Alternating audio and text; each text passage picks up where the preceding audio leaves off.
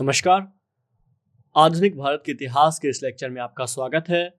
अभी तक इससे पहले हमने देखा कि किस तरीके से अंग्रेजों ने भारत का शोषण किया और यहाँ पे बहुत सारे राज्यों में, बहुत सारे क्षेत्रों में, बहुत सारे प्रांतों में कब्जा कर लिया और इसके बाद जो वहाँ पे लोग हुआ करते थे उनका शोषण किया बुरी तरीके से। यहाँ का वस्त्र उद्योग का उन्होंने पूरी तरह पतन कर दिया और लगातार भारतीयों को लूटने का उन्होंने एक क्रम अपनाया, जिसमें उन्होंने ब्रिटेन से आए हुए कपड़ों को भारत में उलट दिया। इसके अलावा हर तरीके से भारतीयों का शोषण किया। यहाँ पे उन्होंने कुछ कार्य भी करने चाहे, जैसे अच्छे कार्य जिसमें हम देखते हैं रेलगाड़ी की शुरुआत और भी बहुत कुछ, लेकिन इसका भी उनका एक निहितार्थ हुआ करता था। उनके अपने फायदे हुआ करते थे और साथ में इस तरीके के प्रोजेक्ट के लिए हमने देखा वित्तीय चरण में कि अगर उन्होंने ब्रिटेन से के लोगों से ऋण लिया कि हमें रेलगाड़ी लगानी है, आप हमें ऋण दे दो, हम आपको वापस कर देंगे ये पैसा, तो उन्होंने भारत को ऋण दिया अगर 100 रुपए, तो उन्होंने यहाँ से जो वहां के लोग हुआ करते थे ब्रिटेन को, उनको 500 रुपए दिया। मतलब लाभांश पे भी उन्होंने ब्याज दिया। इस तरीके से उन्होंने भारत का शोषण किया और लगातार भारत को लूटा। आखिरकार दादा भाई नौरोजी ने इनके इस लूट को नौरोजी ने इस लूट को उन्होंने बताया और ड्रेन ऑफ वेल्थ की थ्योरी दी। ठीक है, चलिए, तो आज हमारी बात करने का क्रम है कि जब ये शोषण हुआ तो इस क्रम में कुछ लोगों के द्वारा प्रतिक्रिया तो मिलनी ही थी, क्योंकि कितना कोई शोषण सहेगा, प्रतिक्रिया देगा ही देगा। तो अतः भारतीयों ने इसके विरुद्ध में प्रतिक्रिया भी दी। जब उन्होंने नए क्षेत्रों को विजिट करते गए तो ऐसे में उनको प्रतिरोध का सामना तो करना ही था, तो प्रतिरोध का भी सामना किया। तो आइए इसी को हम देखते हैं कि किस तरीके से प्रतिरोध हुआ, इसमें कौन कौन से विद्रोह हुए। तो ऐसा ही एक विद्रोह हमें को देखने को मिलता है,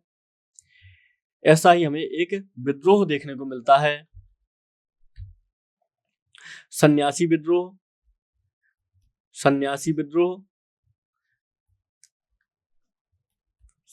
विद्रोह ये कब हुआ था? ये 2 बार हुआ। 1770 के दशक से 1820 तक चला, हालांकि टूट फूट के साथ चला, और कहीं कहीं पर ये 1763 से 1800 के बीच में भी इसका स्रोत मिलता है सन्यासी विद्रोह का। ये विद्रोह महत्वपूर्ण क्यों है? क्योंकि आपने सुना होगा बंकिम चंद्र चटर्जी के बारे में। बंकिम चंद्र चटर्जी के बारे में आपने सुना होगा। इन्होंने आनंद मठ नाम की एक किताब लिखी हुई है और इनका ये आनंद मठ का कथानक जो है ना, जो सिनॉप्सिस है, ये इसी विद्रोह पे आधारित है। इसलिए ये सन्यासी विद्रोह आपके लिए जानना महत्वपूर्ण है। और इस विद्रोह का कारण क्या था? अत्यधिक शोषण, अकालों की निरंतरता, अंग्रेजों की लूट खसोट और आर्थिक मंदी, राजनीतिक अशांति, इसके सब ये कारण हुआ करते थे। और इसके अलावा अंग्रेजों ने क्या किया था? हिंदू व मुस्लिम तीर्थ स्थान जो हुआ करते थे, इन स्थानों पे यात्रा कर लगाया था। उन्होंने यात्रा पर कर लगाया था और बाद में प्रतिबंध भी लगा दिया। तो इस तरीके से सन्यासी विद्रोह हुआ था। तो ये एक काफी महत्वपूर्ण विद्रोह था। इसमें ढाका, रंगपुर, ये सब क्षेत्र इस विद्रोह के अंतर्गत थे, तो याद रखिएगा। चलिए, हम दूसरे विद्रोह की बात करते हैं। तो एक ऐसा ही विद्रोह फकीर विद्रोह था जो बंगाल में हुआ। इसके अलावा अहोम विद्रोह एक इंपॉर्टेंट विद्रोह है जो असम में हुआ था। अहोम साम्राज्य आप जानते हैं असम का एक महत्वपूर्ण साम्राज्य हुआ करता था, लेकिन जब अंग्रेजों ने बर्मा युद्ध के बाद अंग्रेजों ने उत्तरी असम पर अधिकार कर लिया, 1824 में बर्मा विजय के बाद उत्तरी असम पर अधिकार कर लिया, तो ये विरोध फिर हुआ था इनके बाद और यहाँ पे विद्रोह फूट पड़ा। तो 1828 से 30 तक अहोमों ने गोमधर कुंवर नाम के व्यक्ति हुआ करते थे, इनके नेतृत्व में कंपनी के विरुद्ध विद्रोह किया।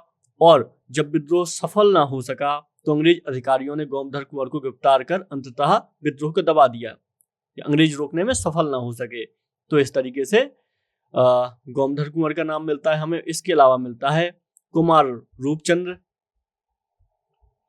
ये दूसरे विद्रोह को शुरू कर दिया असम के लोगों ने 1830 में, अहोम लोगों ने शुरू कर दिया कुमार रूपचंद्र के नेतृत्व में। हालांकि इसको भी दबा दिया अंग्रेजों ने, क्योंकि अंग्रेज बहुत बुरी तरह विद्रोह को दबा दिया करते थे। एक अन्य विद्रोह है पाइका विद्रोह। पाइका मतलब, या पाइक विद्रोह भी इसको बोलते हैं। ये उड़ीसा के किसान हुआ करते थे 1817 से 1825। तो उड़ीसा की जाति हुआ करती थी पाइक जाति, पाइक जाति थी। तो इसने एक ईस्ट इंडिया कंपनी के विरुद्ध सशस्त्र विद्रोह किया था, मतलब शस्त्रों के साथ, और ये उड़ीसा के खुर्दा जिले में हुआ था। यहाँ पे इसके नेता थे बख्शी जगबंधु विद्याधर, जगबंधु विद्याधर। इनके नेतृत्व में ये विद्रोह संपन्न हुआ था। पाइक जाति परंपरागत रूप से खुर्दा के राजा द्वारा ये सैन्य गतिविधियों के लिए जुड़ी होती थी और इसी सेना से संबंधित गतिविधियां करती थी और मुक्त भूमि का इनको आवंटन किया जाता था। पाइक जनजाति को अंग्रेजों ने क्या किया, इस पर रोक लगा दी, इस पर बैन कर दिया। इस तरीके से क्या हुआ, और जबरन इन्होंने जो करों की वसूली थी इसको किया। तो अतः पाइक विद्रोह हुआ और पाइक जनजाति ने यहाँ पे खूब विद्रोह किया यहाँ पे, ठीक है। इसके बारे में याद रखिएगा, सरकार ने 2017-18 के बजट में इसको मनाने का भी निश्चय किया था। सरकार ने लगातार इसके लिए बहुत सारी ये हमेशा न्यूज में रहता है आपका पाइक का विद्रोह, पाइक जनजाति, ठीक है, याद रखिएगा। हालांकि किसान और खेती और सैन्य गतिविधियों दोनों से संबंधित थे। चलिए आगे बात करते हैं। एक दूसरा विद्रोह है यहाँ पे फराजी विद्रोह। फराजी विद्रोह क्या हुआ करता था? फराजी विद्रोह ये आपका हुआ 1838 में हुआ है, फराजी विद्रोह। इसी तरीके से एक कूका आंदोलन इंपॉर्टेंट है। कूका आंदोलन कहाँ पे हुआ है? इसके लिए सरकार ने एक सिक्का भी जारी किया था 1840 से 72 के बीच में। तो ये कहाँ पे हुआ आंदोलन? ये सिख धर्म में जो प्रचलित बुराइयां थी इनको दूर करने के लिए ये आंदोलन शुरू हुआ था।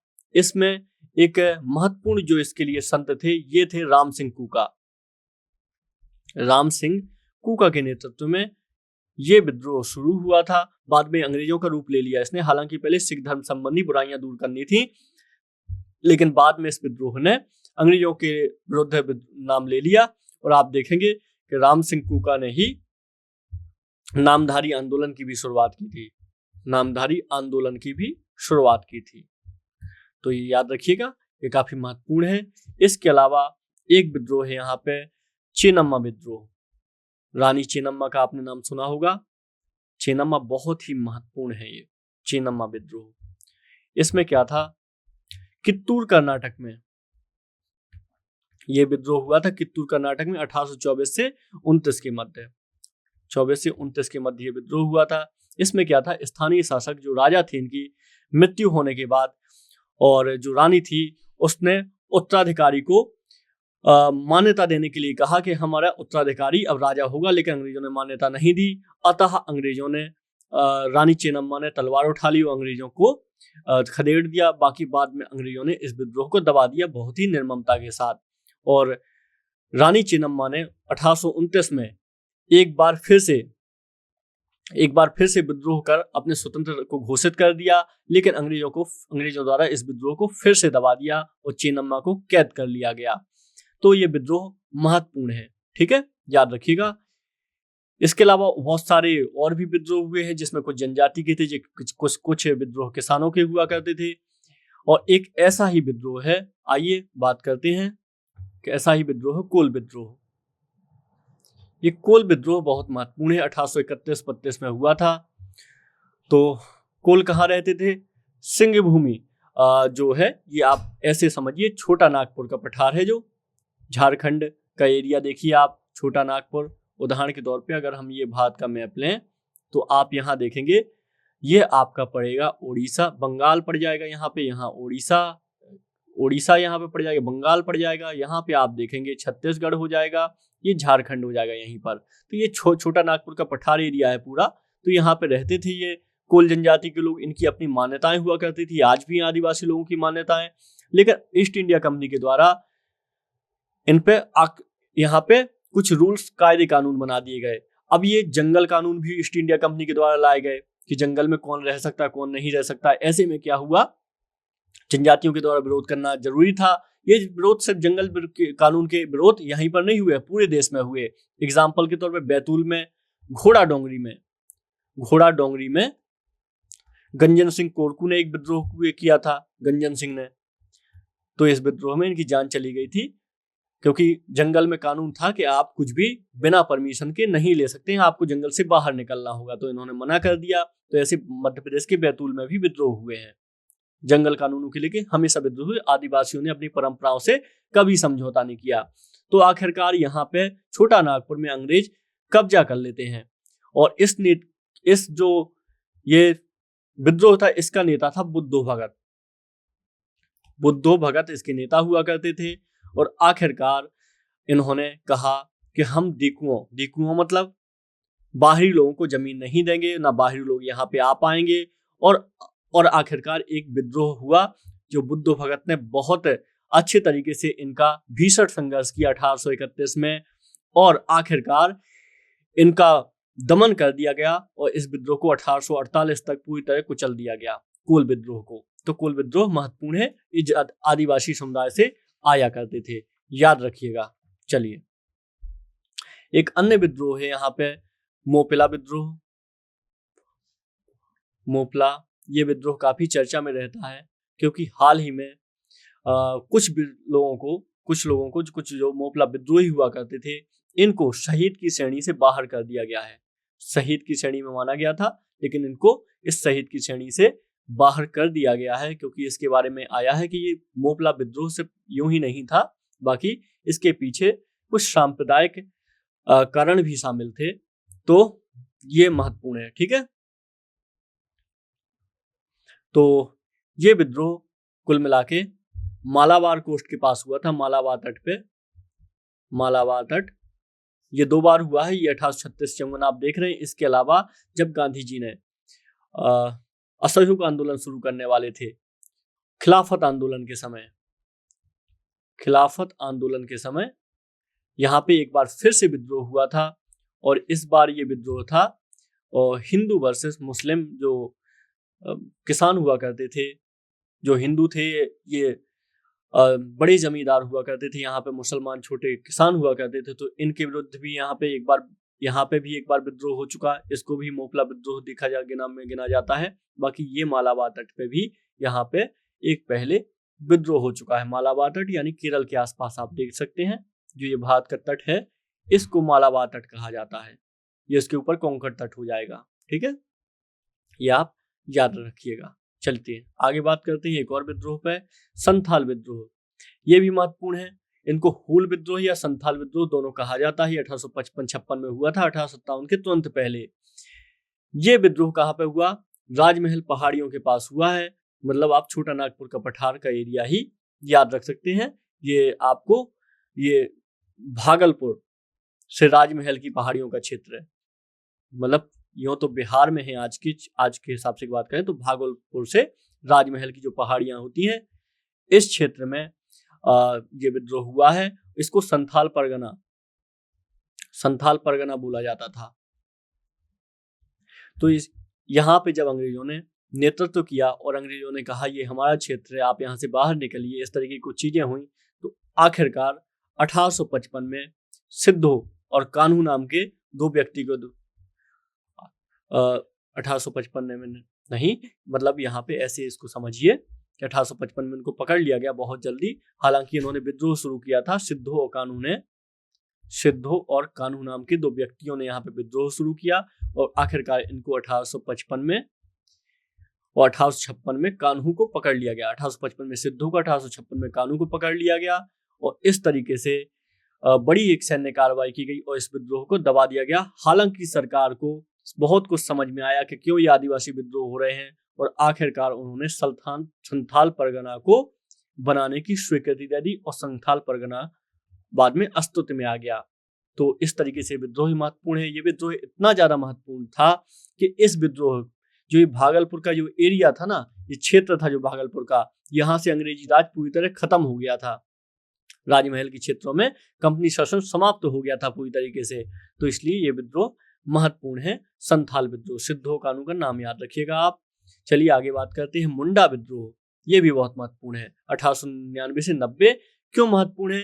क्योंकि यहाँ पे आप देख रहे हैं बिरसा मुंडा के बारे में। तो किस तरीके से बिरसा मुंडा को लेके सरकार ने mygov.in ने एक पूरा उत्सव मनाया हुआ है। क्योंकि जानते हैं आप 15 नवंबर को जनजातीय गौरव दिवस होता है। जनजातीय गौरव दिवस होता है। ये हाल फिलहाल में सरकार के द्वारा लिया हुआ एक कदम है जनजातियों के योगदान में। इस दिन क्या होता है, जो बिरसा मुंडा जी होते हैं, इनकी जन्मतिथि, इनका जन्म हुआ था, बिरसा मुंडा जी का जन्म हुआ था, तो इनकी याद में हर साल जनजातीय गौरव दिवस मनाया जाता है 15 नवंबर को। इसको याद रखिएगा। तो बिरसा मुंडा जनजाति कहाँ रहती थी, ये भी छोटा नागपुर रीजन में इनका रहा करती थी ये जनजाति। छोटा नागपुर में ये जनजाति रहा करती थी। तो इसमें क्या हुआ, तो मुंडाओं की जो पारंपरिक भूमि व्यवस्था हुआ था करती थी, खूंट कट्टी हुआ करती थी। सामूहिक खेती किया करते थे और खेती किया करते थे। तो इनका क्या किया गया, जमींदारी या व्यक्तिगत भूस्वामी वाली भूमि व्यवस्था में परिवर्तन कर दिया गया। जमींदारी वाली या फिर व्यक्तिगत भूमि की व्यवस्था में इनका परिवर्तन किया गया, इनसे लगान लिया जाने लगा। तो आखिरकार इस जो विद्रोह था इसकी शुरुआत हो जाती है। मुंडा विद्रोह को उलगुलान का नाम दिया जाता है। उलगुलान यानी महान हलचल इसका अर्थ होता है, इस शब्द का अर्थ होता है महान हलचल। तो इसके नाम से जाना जाने लगता है। जो बिरसा मुंडा है ये अपने आप को विष्णु का अवतार घोषित कर देते हैं और इस तरीके से बहुत सारे लोग इनके साथ आ जाते हैं। इस विद्रोह में महिलाओं की भी बहुत इंपॉर्टेंट भूमिका होती है, इसलिए विद्रोह अद्वितीय होता है दूसरे विद्रोहों से। आगे चल के फरवरी 1900 में बिरसा मुंडा को सिंहभूमि से गिरफ्तार कर लिया जाता है और रांची जेल में इनको डाल दिया जाता है और जून 1900 में जेल में ही इनकी मृत्यु हो जाती है। तो आंदोलन का परिणाम क्या निकला, इसका परिणाम ये निकलता है कि खूंट कट्टी अधिकारों को मान्यता मिल जाती है। जो सामूहिक खेती की व्यवस्था थी उसको मान्यता मिल जाती है और जबरन बेगारी पर प्रतिबंध लगा दिया जाता है यहाँ पे सरकार के द्वारा। तो एक ये बहुत महत्वपूर्ण चीज होती है इस आंदोलन के कारण, क्योंकि ये आंदोलन देखेंगे ना आप कभी, इसके बारे में विस्तार से अगर हम पढ़ेंगे तो बहुत ही बड़ा आंदोलन था, बहुत ही महत्वपूर्ण आंदोलन था। मतलब यहाँ पे जनजातियों की एक बहुत बड़ी श्रद्धा हो गई थी बिरसा मुंडा के प्रति, क्योंकि ये पश्चिम विचारों से भी चर्चा में आ चुके थे। ये इन्होंने खुद ही इस अध्ययन भी किया था इन्होंने, और जो ईसाई विचार थे, अन्य विचार थे, इनसे भी इन्होंने बहुत प्रभावित हुए थे। तो ये बाकायदा प्रबुद्ध पर्सन हुआ करते थे, प्रबुद्ध व्यक्ति थे बिरसा मुंडा। तो इस तरीके से आप देखेंगे ये बहुत ही महत्वपूर्ण और महान आंदोलन था एक तरीके से, और इसके लिए सरकार ने 15 नवंबर को जनजातीय गौरव दिवस भी घोषित किया हुआ है बिरसा मुंडा के जन्म दिवस की याद में। तो आप याद रखिएगा। चलिए, कुछ इस तरीके से हमने बहुत ही महत्वपूर्ण विद्रोह देख लिए और आइए अब बात कर लेते हैं 1857 की स्वतंत्रता संग्राम की। बहुत ही ज्यादा महत्वपूर्ण है। रिवॉल्ट ऑफ 1857 विद्रोह, या फिर इसको कहें तो हम भारत का प्रथम स्वतंत्रता संग्राम, जिसको सावरकर जी ने भी कहा है। तो आइए से बात करते हैं। 1757 में प्लासी युद्ध के बाद अंग्रेजों ने भारत में अपने उपनिवेश की शुरुआत की। ब्रिटिश उपनिवेश का प्रारंभिक उद्देश्य अधिकतम आर्थिक व व्यापारिक लाभ कमाना हुआ करता था। तो इस क्रम में आगे बढ़ते गए। औद्योगिकरण की प्रक्रिया हो गई, औद्योगिकरण हो गया पूरी तरीके से। वाणिज्यिकरण पर जोर दिया गया अंग्रेजों के द्वारा, और इस तरीके से आप देखेंगे लगातार एक असंतोष की लहर फैलती गई। यहाँ तक कि जो भारतीय सैनिक हुआ करते थे उनसे भी दो तरफा व्यवहार किया जाता था। हालांकि इन्हीं सैनिकों ने अंग्रेजों को भारत का एक बहुत बड़ा भाग जताया हुआ था। आगे चल के आप देखेंगे जब नेपाल विजय की अंग्रेजों ने, तो उसमें गोरखा सैनिक भी मिले, इनको सिख सैनिक भी मिले। तो इनको सब सैनिकों ने कुल मिलाकर भारत में इनकी विजय पे बहुत महत्वपूर्ण योगदान दिया था। लेकिन अब क्या हुआ, अंग्रेजों की दो तरफा नीति हुआ करती थी भारतीयों के साथ भेदभाव करने की। तो इस तरीके से अगर इसके 1857 की हम कारणों पर गिने कि 1857 का विद्रोह आखिर हुआ क्यों, तो राजनीतिक कारण इसमें सबसे बड़ा होता है व्यपगत सिद्धांत। उदाहरण के तौर पे इन्होंने बहुत सारे राज्यों को जबरदस्ती हासिल कर लिया था, जिसमें हड़प नीति, लॉर्ड डलहौजी की हड़प नीति को आप देखेंगे। डॉक्ट्राइन ऑफ लेफ्ट इसको बोला जाता है कि जिन राजाओं के पास एक वैध संतान नहीं होती थी, वैध उत्तराधिकारी नहीं हुआ करता था, तो आखिरकार इनको क्या कर लेते थे, ये ब्रिटिश साम्राज्य का भाग मान लिया जाता था। इसमें आप देखेंगे इन्होंने सतारा को जीता।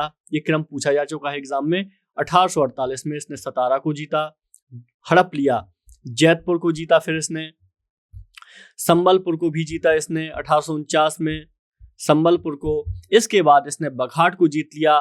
कुल मिलाकर इतने सारे राज्यों में बघाट 1850 में जीत लिया इसने। इसके बाद इसने उदयपुर जीता, उदयपुर 1852 में, झांसी जीता 1853 में,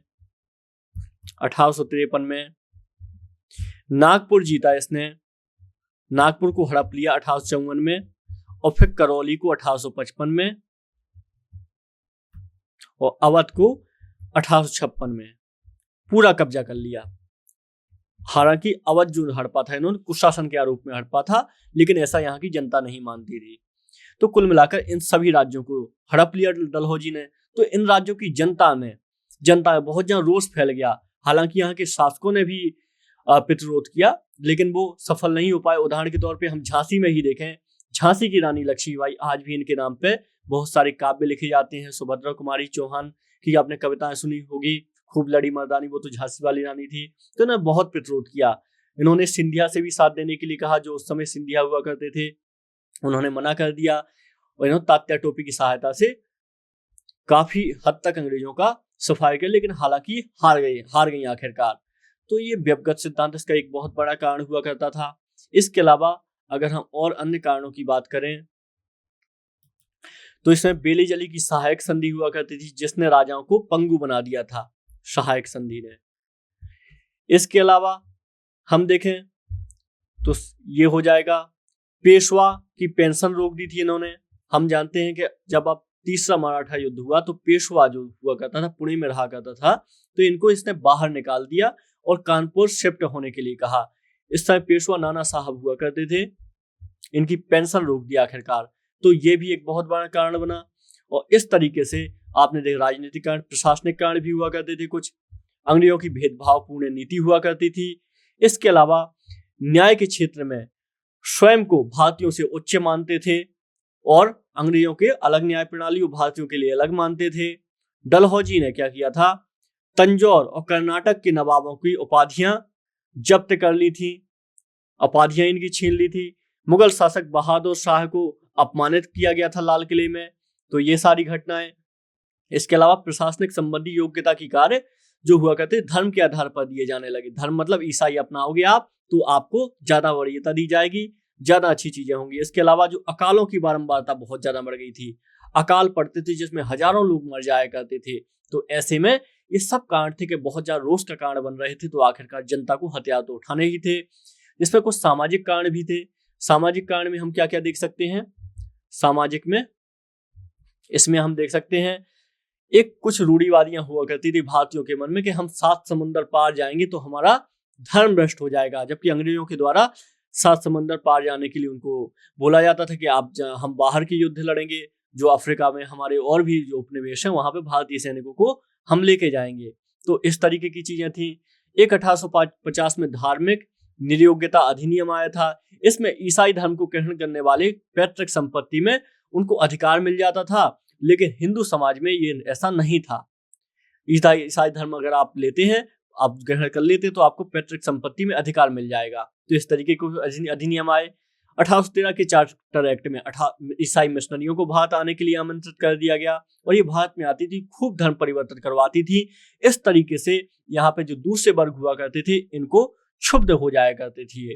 1856 में डलहौजी के समय प्रस्तुत विधवा पुनर्विवाह अधिनियम को कैनिंग ने पारित कर दिया था।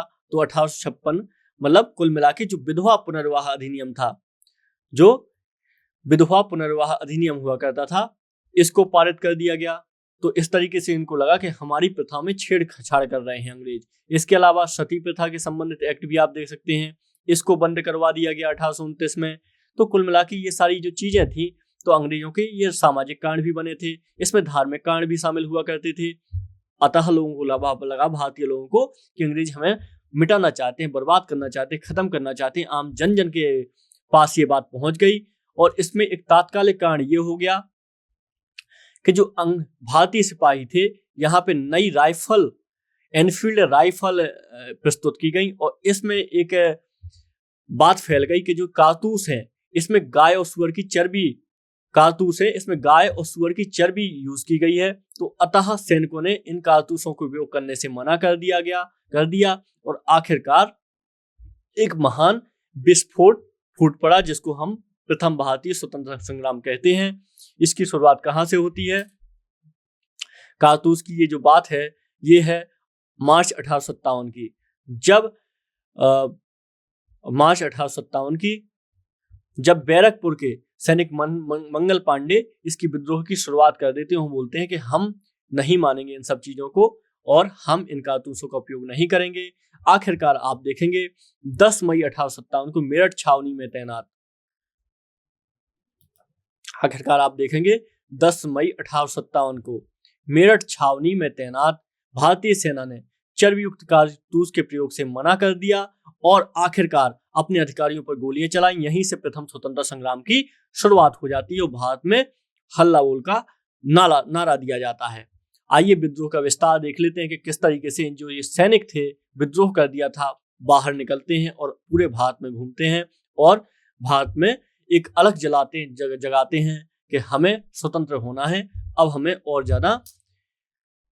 ज्यादा अंग्रेजों का प्रतिरोध नहीं सहना है, अशोषण नहीं सहना है। तो विद्रोह का आरंभ 10 मई 1857 को मेरठ छावनी में हो जाता है। इसके बाद ये सैनिक दिल्ली आते हैं और यहाँ पे बहादुर शाह जफर द्वितीय जो होते हैं इनको अपना राजा घोषित कर लेते हैं। 12 मई को 1857 को दिल्ली पर अधिकार कर लेते हैं। ठीक है, क्रांति का नेता घोषित कर दिया जाता है बहादुर शाह जफर द्वितीय को। और आगे चल के जो कैप्टन होते हैं कैप्टन एक हडसन होता है, इनके 2 पुत्रों को कैप्टन हडसन वचन देता है कि उन्हें कोई क्षति नहीं पहुंचाएगा और हालांकि बाद में इनकी गोली मारकर हत्या कर दी जाती है। तो आप देखेंगे अभी भी आपको जो किंग्स वे कैंप है यहाँ पे जीटीवी नगर के पास दिल्ली में, यहाँ पे अभी कैप्टन हडसन लाइन आपको मिल जाएगी। तो ये घटना दिल्ली की है। आखिरकार इनको गोली मार दी जाती है। जो इनके जो शहंशाह था, बादशाह था, इसके बच्चों को गोली मार के खत्म कर दिया जाता है। और बाद में जब ये विद्रोह खत्म हो जाता है तो बहादुर शाह जफर द्वितीय को भी रंगून भेज दिया जाता है। इसके बाद में ये विद्रोह आपका लगातार फैलता रहता है और ये फैलता है लखनऊ में भी फैलता है। जो दिल्ली में विद्रोह फैला था ना 1857 का, इसके बारे में मिर्जा गालिब ने भी इसका उल्लेख किया है अपनी किताबों में। तो लखनऊ में भी ये विद्रोह फैलता है। यहाँ पे एक बेगम हुआ करती थी हजरत महल। ये नवाब वाजिद अली शाह जो थे, जिनको अपदस्थ कर दिया था कुशासन के आधार पे, तो इनकी बेगम हुआ करती थी हजरत महल जी। इनको महक परी के नाम से जाना जाता है। तो जून 1857 की घटना है। इन्होंने अपने अल्पायु पुत्र को राजा यहाँ पे घोषित कर दी थी, नवाब घोषित कर दी थी और यहाँ पे विद्रोह का ठीकरा उठा लेती हैं, विद्रोह को नेतृत्व प्रदान कर लेती हैं। हालांकि बाद में अंग्रेज इसको भी जीत लेते हैं और तात्या टोपे के नेतृत्व में चिन्हट के पास अंग्रेजी सेना को हालांकि ये पहले अंग्रेजों पे भारी पड़ते हैं और चिन्हट के पास अंग्रेजी सेना को हरा भी देते हैं और जिसमें हैवलॉक मारा जाता है और कर्नल नील भी इसे मारा जाता है। लेकिन कुल मिला के बाद में इस नेतृत्व अंग्रेजों के आक्रमण में पूरी तरीके से लखनऊ हार जाता है और अंत में ये हजरत महल नेपाल भाग जाती हैं। ठीक है, इसके बाद में ये जो विद्रोह है कानपुर में भी आता है 5 जून 1857 को। आप देख रहे हैं 10 मई को शुरू हुआ था और किस तरीके से 12 मई को ये दिल्ली पहुंच गए, बाद में लखनऊ पहुंचे, फिर कानपुर आ गए और कानपुर में यहाँ पे नाना साहब जो धोंदू पंथ भी जिनको कहा जाता है, पेशवा बाजीराव द्वितीय के दत्तक पुत्र हुआ करते थे। ये नेतृत्व का बीड़ा संभालते हैं तात्या टोपे, जिनका मुख्य नाम हुआ करता था असली नाम रामचंद्र पांडुरंग। इनकी सहायता से यहाँ पे विद्रोह करते हैं। इसके बाद झांसी में विद्रोह की लहर पहुंचती है जून 1857 में। यहाँ पे लक्ष्मीबाई विद्रोह का नेतृत्व करती हैं। तो इस तरीके से देखें आप, बिहार में इसके बाद विद्रोह फैलता है। तो बिहार में जगदीशपुर में कुंवर सिंह यहाँ पे विद्रोह संभालते हैं। इसके बाद फैजाबाद में विद्रोह का नेतृत्व अहमदुल्लाह संभालते हैं। इसके बाद में इलाहाबाद, प्रयागराज जिसको अब बोला जाता है प्रयागराज, यहाँ पे भी जून के प्रारंभ में विद्रोह होता है। इसकी संभालते हैं मौलवी लियाकत अली, यहाँ पे कमान संभालते हैं। और आप देखेंगे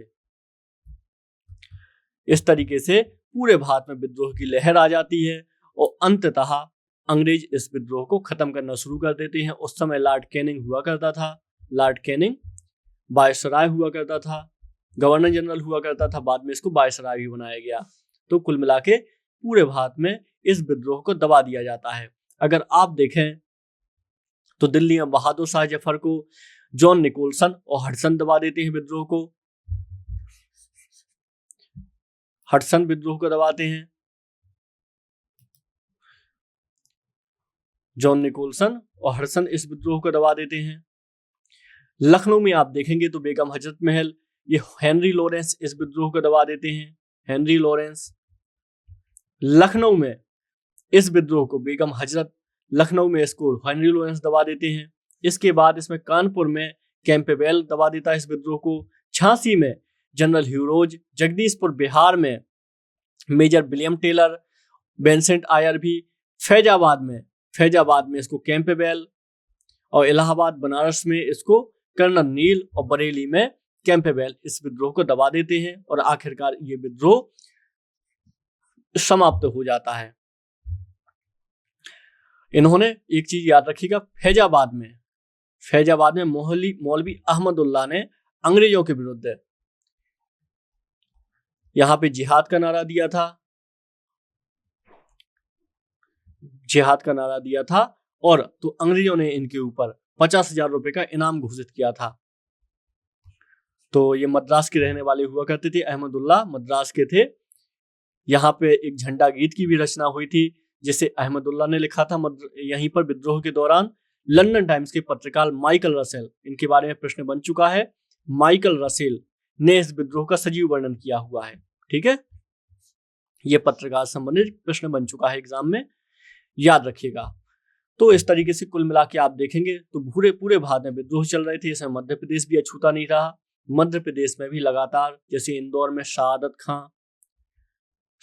खां और फिर पूरे मध्य प्रदेश में विद्रोह फैला। इसमें आप ग्वालियर में देखेंगे, गुना में विद्रोह फैला, मंदसौर में फैला, और यहाँ पे देखेंगे जबलपुर के पास महाकौशल प्रांत में पूरे में विद्रोह फैला और बहुत नए नायक निकल के आए जिन्होंने इस विद्रोह को संभाला। तो कुल मिला के पूरे भारत में, पूरे कम से कम उत्तर भारत में ये विद्रोह फैला था। तो इसलिए महत्वपूर्ण है ये विद्रोह। ठीक है, इसके बारे में याद रखिएगा। बाकी एक चीज और आपके लिए महत्वपूर्ण है कि असफलता क्यों हो गई, ये विद्रोह खत्म क्यों हो गया, असफल क्यों हो गया। क्योंकि इस विद्रोह के बारे में माना जाता है कोई एक नेतृत्वकर्ता नहीं मिला इनको, बहुत अच्छा नेतृत्वकर्ता। अंग्रेजों ने खुद माना है अगर एक अच्छा नेतृत्वकर्ता इनके पास होता तो भारत में अंग्रेजों की शक्ति उसी समय खत्म हो चुकी होती और भारत आजाद हो गया होता। इसमें जॉन लॉरेंस ने ये बात कही है। जॉन लॉरेंस ने, अगर एक भी योग्य नेता होता ना तो हम सदा के लिए हार गए होते, ऐसा लॉरेंस ने कहा है। इसका महत्व क्या है, क्योंकि इसमें अंग्रेजों को दिखा दिया कि भारतीय भी लड़ सकते हैं अपने हक के लिए और भारतीय तलवार भी उठा सकते हैं। इसलिए आपको सावधान होकर काम करना चाहिए, भारतीयों का शोषण करना चाहिए, भारतीयों के लिए सोच समझकर भारतीयों के साथ व्यवहार करना चाहिए। तो इसके बाद अंग्रेजों ने भारतीयों की जो प्रथाएं थी इन पे सीधे छेड़छाड़ बंद कर दी। और आप देखेंगे कि अंग्रेजों ने आगे चल के भारतीयों के साथ इस तरीके से जो उनकी हड़प नीति हुआ करती थी ये भी बंद हो गई, क्योंकि महारानी ने घोषित कर दिया कि भारत के जितने भी क्षेत्र हड़प हो चुके हैं, अब अंग्रेज इस नीति को नहीं अपनाएंगे। क्योंकि आप देखेंगे 1857 के बाद 1858 में सीधे भारत में क्राउन का शासन स्थापित हो जाता है और ईस्ट इंडिया कंपनी का शासन समाप्त हो जाता है, क्राउन का शासन आ जाता है भारत में। और जो ये कैनिंग थे, लॉर्ड कैनिंग, जिनको गवर्नर जनरल बोला जाता है, आखिरकार इनको महारानी का सीधा प्रतिनिधि मान लिया जाता है और इनको वायसराय की उपाधि दी जाती है। तो यहाँ से वायसराय शुरू होते हैं भारत देश में। तो ये सब चीजें आपको याद रखना चाहिए। इसमें बहुत सारे इतिहासकारों का अपना मत भी है जो अपने अपने हिसाब से इस विद्रोह को तौलते हैं, जिसमें से कुछ लोग कहते हैं ये धर्मांधों का ईसाइयों के विरुद्ध एक गृह युद्ध था, तो ये LER रीच बोलते हैं। इसके अलावा राष्ट्रीय विद्रोह था ना, ये राष्ट्रीय विद्रोह था और यह राष्ट्रीय विद्रोह था, ना कि यह कोई क्षेत्रीय विद्रोह था या सिपाही विद्रोह था, ऐसा बोलते हैं। बेंजामिन डिज़रेली जी बोलते हैं, बेंजामिन डिज़रेली बोलते हैं ये बात। इसके अलावा 1857 का विद्रोह ना तो प्रथम ही था और ना राष्ट्रीय था और ना यह स्वतंत्रता संग्राम था। आर.सी. मजूमदार जो इतिहासकार हैं ये इस बार ऐसा बोलते हैं। इसके अलावा आप देखेंगे बी.डी. सावरकर यहाँ पे बोलते हैं, श्री बी.डी. सावरकर जी, यह विद्रोह राष्ट्रीय स्वतंत्रता के लिए लड़ा गया सुनियोजित संग्राम था, राष्ट्रीय विद्रोह था, यानी ये राष्ट्रीय स्वतंत्रता संग्राम इनको कहा हुआ है श्री बी.डी. सावरकर जी ने। ठीक है ये। और बाकी इसके अलावा यह अंग्रेजों के विरुद्ध हिंदू मुसलमानों का षड्यंत्र था, जेम्स आउटरम और डब्ल्यू टेलर बोलते हैं। तो इनकी कोई बात नहीं, बस ये याद रखिएगा, आपकी राष्ट्रीय स्वतंत्रता संग्राम श्री सावरकर जी बोलते हैं इसको। इसमें कुछ पुस्तकें भी लिखी गई इसके ऊपर। तो 1857 में सावरकर जी ने ही लिखी थी एक पुस्तक the Indian independence, the Indian war of independence, the Indian war of independence, independence, ये किताब लिखी है श्री सावरकर जी ने, याद रखिएगा। इसके अलावा 1857 the great revolt Ashok Mehta ने लिखी हुई है और वही बहुत सारी किताबें लिखी गई हैं। जैसे 1857 एस.एन. सेन के द्वारा लिखी गई, तो ये कुछ किताबें थी, इनके बारे में भी आप याद रख सकते हैं, बहुत ज्यादा महत्वपूर्ण नहीं है एग्जाम में, सावर की किताब आप जरूर याद रखिएगा। तो इस तरीके से 1857 की हमने यहाँ पे देखी लड़ाई किस तरीके से भारत में हुई और किस तरीके से इसको अंग्रेजों ने दमन कर दिया। हम आगे देखेंगे कि किस तरीके से फिर एक नया दौर शुरू होता है और कांग्रेस की स्थापना होती है 1857 में। इसके साथ हम देखेंगे जो भारतीय पुनर्जागरण होता है, क्योंकि आपको पता है एक हमारे यहाँ बहुत रूढ़ियां चल रही थी और बहुत कुरीतियां थी, तो इनको खत्म करने के लिए भारतीयों के द्वारा कुछ कदम उठाए गए। इन पर भी हम बात करेंगे पुनर्जागरण के दौर में, ठीक है, अगले लेक्चर में। तो इस लेक्चर को हम यहीं कंप्लीट करते हैं। बहुत बहुत शुक्रिया, नमस्कार।